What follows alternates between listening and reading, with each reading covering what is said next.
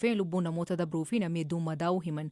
Hoogganaan hospitaal Rifereer Mooyalee Abba Bishiruu Haphichaa haala madooleen keessa jiranii fi namoota du'an waayilkeen Eeliyaas Mulugeettatti hima.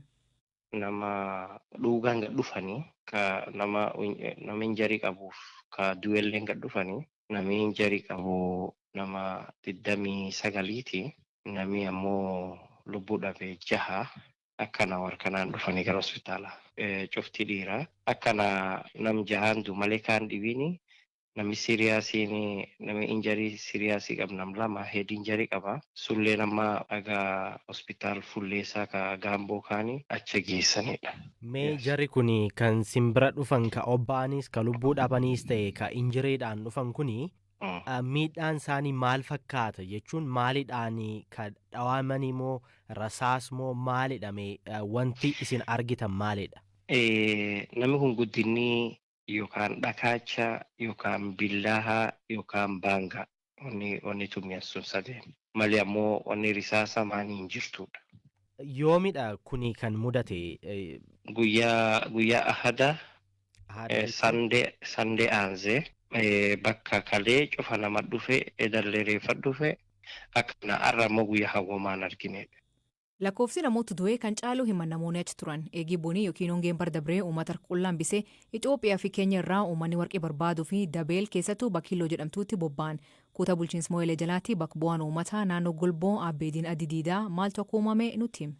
Akki nu dhageenye boolla lama waldhaattuu qotanii bool waldhaattuutti daha barbaadanii qotan kaanii jalaan kaalleen achi gaqqote kaalleen gara naqotee jalaan wal turanii biyyee jidduu warra jirtaan irra wal dhabanii jedhan. Ammoo biyyee irratti wal dhabuun inuma jirti amma durallee garuu ka ammaa kana haga namii lubbuu dhabu maaltu geessire? Tana nulleen ta birgeenne naan nu gaafannilleen suni yoo wal dhabiidhuuf jaarsa labsunti baasan ka naga gubba laalu ka nam wal dhabi jidduu ejju jaarsi akkasii ka gos cufa hin jira. Jaarsi gos cufa haan dhufe dubbitaan obbaasettiin bira yaa'e bulanii kaanii yennaanii warrummaan kaan ammallee irra wal dhabe harkaan walti dhufe sunti nu dhaqqabe harkaan inni wal geennaan duubamma namii ka jaarsin taatiin akka kalchaawaa dhufanii lafti laf nami guddaan agasga jiru agduri dabre gochiti tun cufti gurubii cuf gos cuf qaba keessuma booranaaf gabartii gurubii gabraaf booran duwwa jaaramuyyuun hin jiru. Wal keessa jirti jechuudha. Wal keessa jirti bool takka gabra boorana gabra nam 10 booran nam 10 ayyee gabra nam 5 booran nam 6 akkanaan jaaramee jira agdurii cufayyuu akki nu qabna akkanan liqimsatan barbaada turan. Akka rammoo tun itti gad dhufte nu akki nu laalluuni akkammaa gositti atin ta'inu. Akkamaa wayakkuu fedhu akkamii wayakkuu danda'oo jedhee maqaa gosittii kaanuuf dur kaa'ee tanaan duuba waballeesse wasaame qabeen kasan taatiin dhaqqabuu fi maqaa gosittii qabate utaaleen. Haali amma jiru maali? Tasgabbaa'ee la tasgabbaa'ee haalichi? Amma dhibiyaayyuu dhaabanii sirkaalilleen itti reebe poolisilleen guyyumsuun itti reebe dhaabe nulleen akka warra dame siyaasaalleetti ayyee akka warra dame sirkaalaalleetti kalee achi akkasoollee biyyallee naga guddisaa wanni kun fulatan duri liqimsa fedhatan taani sirkaalii nama agas gakaarte dhufsun waan isiin hin fuuneef hedduullee cufaafuu irra kaanamaan hin jenne aga duri nagayii jirkaan dhibi tokko takka agar sirkaalaallee namatti hin dhufne laftana waan aad malee ka xixiqqoo jira tokkollee sirkaalillee ni lumirra qabatettiin namii waan rabbi kenneef waan waaqi kenneef kee barbaadate arrammoo namummaan keenti nufittiin dhufe tunin agi jira gasi ka waan ammaatiif wanni an danda'e sitti himsuun.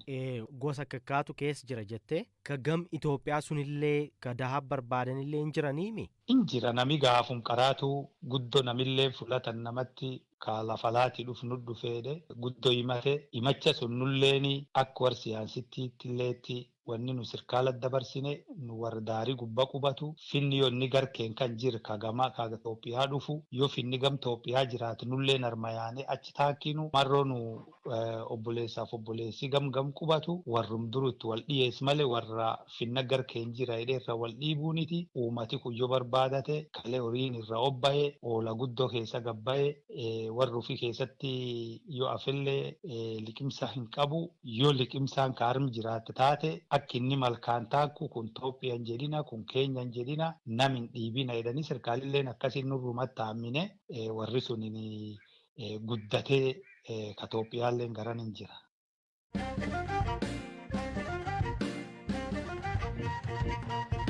Ameerikaan dhaabbilee bizineesii gurguddoo daangaa qaxxaamuruun deeggarsa maallaqaa hidhattoota Alshabaabiif taasisan irratti qoqqobbii dabarsite. Dhaabbilee fi namoonni dhuunfaa qoqqobbiin irraa darbee Keeniyaa, Yuugaandaa fi UAE keessa buufatan yoo ta'u, Dipaartimentiin maallaqa Ameerikaa hima. Zalaalem Taadesaa dabalata qaba. Ameerikaan dhaabbilee bizineesii gurguddaa daangaa qaxxaamuruun deeggarsa maallaqaa hidhattoota Alshabaabiif taasisan irratti qoqqobbii dabarsite. Dipaartimentiin maallaqa Ameerikaa dhaabbilee bizineesii fi namoota dhuunfaa gaanfa Afrikaa, Yuunaayitid Arab Emireetsii fi Qophroos keessa buufachuun hidhattoota Alshabaabiif deeggarsa maallaqaa taasisuu jedhe 16 irratti qoqqobbii dabarsuu hime. Dhaabbileen kunneen karaa daddabarsa maallaqaa seeraan ala hidhattootni Alshabaab akka maallaqa argatan taasisuu jedhe. Ameerikaan seenaa ammayyaa keessatti haleellaa guddaadha jedhamu dhaqqabsiisuun kan beekamu hidhattoota Alqaayidaan hidhata qaban Alshabaabidha jetti. Haleellaa Alshabaab dhaqqabsiisaa ture lubbuu namoota 60 balleesseera. Qabeenya guddaas biyyoota akka Soomaaliyaa fi Keeniyaa keessaa mancaaseera. Biriyaan Neelsan Ameerikaan qaamolee adda addaa naannicha keessa jiran waliin ta'uun neetwoorkii madda galii shororkeessootaa gogsuuf hojjetti jedhaniiru. Qoqqobbichi dhaabbilee madda investimentii Alshabaab ta'anis ni dabalata. Tarkaanfiin har'aa kun tarkaanfilee 3 hojii mootummaan Soomaaliyaa madda galii shororkeessootaa gogsuuf hojjetu deeggaruuf kan fudhataman ta'us ibsiteetti. Alshabaab waggaa tokko keessatti namoota bizinesii Soomaaliyaa keessaas ta'e alaa dirqisiisuunis ta'e karaa dhaabbilee fi namoota dhuunfaa garichatti hidhata qabanii doolaara miliyoona 100 ol ta'u galii argata. Dhiibbaa fi rakkoo Alshabaab dhaqqabsiisu kun Soomaaliyaa keessatti qofa kan daanga'e miti. Akka ibsa Ameerikaatti yoo ta'e Alshabaab galii argatu kamiyyuu garee Alqaayidaatti hidhata qabanii fi akka addunyaatti socho'uun bulchiinsa seera qabeessa mootummoota biyyoota adda addaa keessaa kuffisuuf hojjetanis ni deeggara. Tarkaanfiin Dipaartimentiin maallaqa Ameerikaa fudhates dhaabbilee garichaaf haala mijeessanii fi madda galii ta'an jeequu irratti kan xiyyeeffatedha.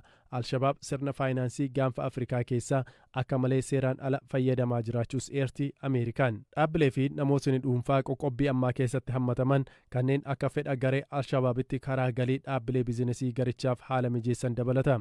Isaan keessaa teessoo isaa Dubaayii kan ta'e dhaabbanni Halil Group jedhamu isa tokko. Dhaabbanni kun dhaabbata garee Alshabaabiif madda maallaqaa guddaa ta'ee fi haala mijeessu ta'uu Ameerikaan ibsiteetti. Hooggantootni dhaabbatichaa fi dameeleen isaa Soomaaliyaa, Keeniyaa, Yuugaandaa fi Qophroos jiran Alshabaabiif haala mijataa uumaniiru jedhe. Dhaabbanni Halil Group jedhamu biyyoota baha Afrikaa keessatti hojii bizinesii gurguddaa irratti bobba'ee kan hojjetu yoo ta'u, Soomaaliyaa keessatti ammoo damee Halil Electronics jedhamuun beekama. Yuunaayitid Arab Emireet keessaa ammoo Qimaat Alnaajaa General Trading damee jedhamu qaba. Dhaabbanni Yuunaayitid Arab Emireets jiru kun neetwoorkii Alshabaab keessatti karaa seeraan alaa maallaqa daddabarsuu fi hidhattoota Alshabaab akka ga'u gochuun gargaara jette Ameerikaan.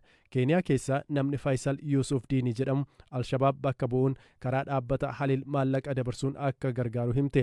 Namni kun nama biraa Muhammad Jumaale Alee Awaalee jedhamuu fi Keeniyaa keessa jiraatu waliin piroojeektii investimentii mijeessuu fi daddabarsa maallaqaa irratti akka waliin hojjetus ibsiteetti. Akkasumas maallaqa investimentii fi daddabarsa maallaqaan argamu bakka Alshabaab bu'uun akka to'atanii fi sochoosanis ibsi Ameerikaa kun ni eera. Investimentiin Alshabaabiif madda galii jedhamee fi namootni kunneen hoogganan keessaa tokko tajaajila geejibaa kan kennu dhaabbata Crown Bus jedhamu ta'us ibsameera. Crown Bus dhaabbanni jedhamu kun Keeniyaa keessatti tajaajila loojistikii Alshabaabiifis kenna jedhamee himatame. Lammiin Soomaaliyaa bira Fiinlaandi keessa jiraatu Hasan Abdurrahman Mahammad hawaalaa fi daddabarsa maallaqaa seeraan alaa Halil Groupitti hidhata qabu fayyadamuun Alshabaabiif akka hojjechaa tures Ameerikaan ibsiteetti. Yuunaayitid Arab Emireets kan jiraatu Muhammad Artaan Roobalee, Soomaaliyaa kan jiraatu Abdi Kaariin Farahaan namootni jedhaman gochaa wal fakkaataan himatamaniiru. Ameerikaan qabeenyi namoota dhuunfaa fi dhaabbilee maqaa dhahamanii akka hin sochoone ogguruun akka barbaadamanis ibsiteetti. Akka qoqqobbii Ameerikaa kanaatti qabeenyis ta'ee bu'aan dhaabbilee eeramanii fi namoota dhuunfaa kallattiinis ta'e alkallattiin isaan waliin hidhata qabanii akkasumas qabeenya 50% fi isaa ol isaan Ameerikaa keessaa dhaabbilee kaan waliin qaban akka hin sochoones qoqqobbiin kun murteesseera.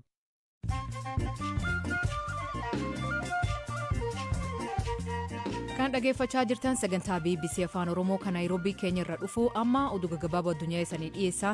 Jalqabaanii ministeerri muummee Heeyitii Eeriyool Henriin torbaawwan hedduu fi dhiibbaa fi jeequmsi biyya keessatti dabalaa dhufu hordofee aangoo gadhiise. Henriin yeroo ammaa gareewwan hidhateen gara biyyattii takka hin deebiin dhorkamee Puuterikoo keessatti qabamee jira. Baandaawwan hidhannoo cimaa qaban daandii magaalaa guddoo Pootu Piriins irratti jeequmsa kaasanii hidhamtoonni kumaatamaan lakkaa'aman akka miliqan gargaaruu fi manidhaa guddicha biyyattii irratti haleellaa raawwatan. Kun adoo jiru mootummaan keenya poolisoota dhibbaan lakkaa'aman gara Heeyitiitti bobbaasuun akka itti fufu dhaadatee jira. Ministeerri dhimbii keessaa ergamni poolisoota gara kumataan gara Heeyitiitti erguu fi qophaa'uu hime. Sakkatees hospitaala irraa raawwataniin loltoonni Israa'el hojjettoota fayyaa Falasxiin ilcufanii hidhanii uffata isaanii akka baasan dirqisiisanii irra deebiin akka reeban BBC'n odeeffate. Doktoroonni hospitaal Naasir torbaan tokkoo fi hidha keessa ture ibsa. Achitti sareetti naqanii loltuu Israa'el tokkoon harkiisa cabuu dubbata. Raayyaan ittisa Israa'el opereeshinii isaaniin hojjettoota yaalarraa miidhana hin geenne waakkate. Waraanni Suudaan wajjir muummee biroodkaastii mootummaa Omdurman kan magaalaa guddoo Kartuumitti dhiyaatu humnoota RSF harka fudhachuun qabaachuu ibsa. Kun waraana Suudaan kan naannoo bal'aa Omdurman fi Kartuum jalqaba waraana dhabee fi injifannoo guddaa. Manni maree nageen dhaabbata mootummaa gamtoomanii Ramadaan keessaa dhukaasa dhaabuuf waamicha dhiyeessullee kutaalee magaalaa guddoo biyyattii keessatti lolii cimaan ammallee gaggeeffamaa jira. Mootummaan Chaad dhuma waggaatti bisaanii fi ibsa bilisaana kennuu beeksise. Kan malee gibir geejjibaa hir'isuu beeksisee jira. Kunis dabree gatiin boba'aa dabaluu isaatiin dabalee ture. Doonii fe'umsaa galaan Hindii saamtota galaan Soomaaliyaa jedhamaniin qabamtee jirti. Dhaabbanni nageen galaanaa dooniin Moozaambiik irraa gara Yuunaayitid Arab Emirates deemaa turte namoota hidhatan 20 haleelamuu ibsa.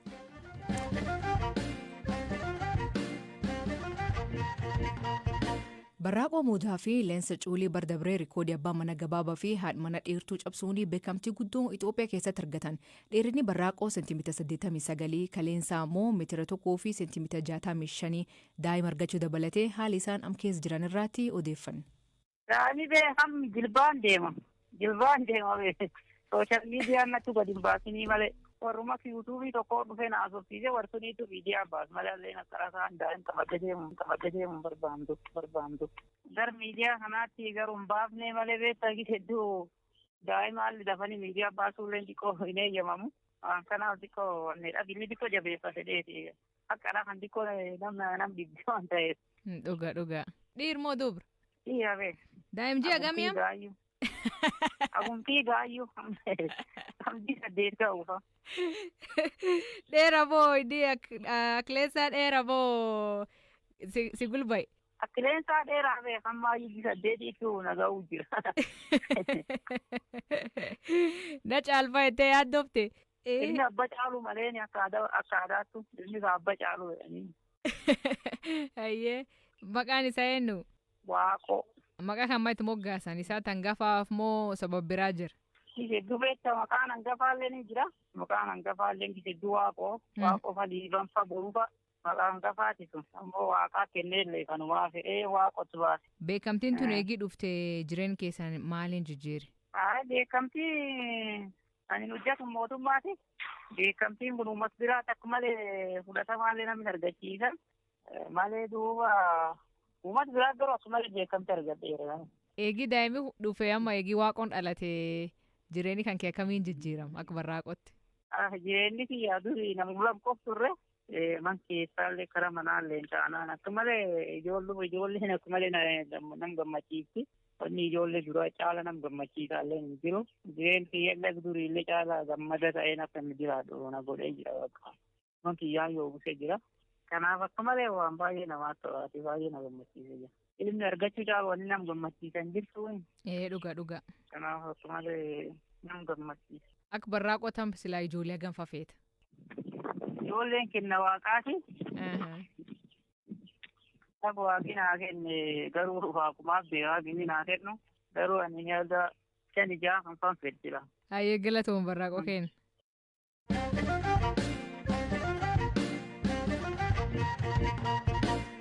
Dhaggeeffattootaan Ahmad Ispoortii sanii dhiyeessinaa kan bal'inaan of ibsuu fi Waayilikii Zalaalem Taadessaa as istuudiyoo na biraatti argama. Zalaalem Champions League keessatti fakkeenya Arsenal fa'aatii Champions League fi Premier League keessatti taphachuu jirti. Taphni kun maaliir jira? Tole Arsenaal dorgommii jabaadha kan isa eeggatu dirree isaa irratti garuu kan taphatu kilaba biyya Poorchugaal Poortoo waliin kan taphatu ka jalqabaatiin Poortoodhaan 1-0 injifatamee jira Arsenaal daqiiqaa xumuraa irrattidha Poortoon kan isaan galchi tokko ittiin injifatan kan isaan lakkoofsanii Arsenaaliif tapha salphaadha jennee eeguudha baannus garuu dirree isaa irratti tapha kana inni injifata jenneet kan eegnu dorgommii Poortoo waliin taasisan irratti Arsenaal kubba takkitti garagalchiitti yaale hin qabu kun immoo erga yeroo dhiyootiin asitti rikkeerdii isa gadaanaa yookaan lakkoofsa xiqqaa Arsenaal argisiisedha jechuun ni danda'ama. Gareen Maayikel Arteetaa isa kana deebisuudhaatiif gara marsaattaa nutti darbuudhaatiif isaarra morkii jabaanee taasisuu jedhameeti kan eegamu jechuudha. Bara dabree Arsenaaliin laaftu turte Champions League keessin turre Premier League keessatti qabxii gaariin finnee bara kana maal fakkaatti? Asli akkuma kaaste bara darbee gara dhumaarra gahaniiti dorgommii waancaa Premier League keessaatti hafanii maansiitiin injifachuu danda'e Premier League Champions League jechuudha. Bara kana garuu Arsenaal waan jabaatee dhufee fakkaata. Taphaan caalames tapha caales garuu qabxii 3 argatanii bahuu irratti garee murteessaa ta'aniiru jechuun ni danda'ama bara kana. Sarara fuula duraa irrattis galchii yoo lakkoofsuudhaan dhaban warri gidduurraa ni lakkoofsu. Arsenaal akka gaariitti jira gama lamaaniinuu Premier Leagueedhaanis qabxii gaarii irra jira. Champions Leagueedhaanis Poortoodhaan har'a kan injifatu yoo ta'e marsaattaa nutti darba.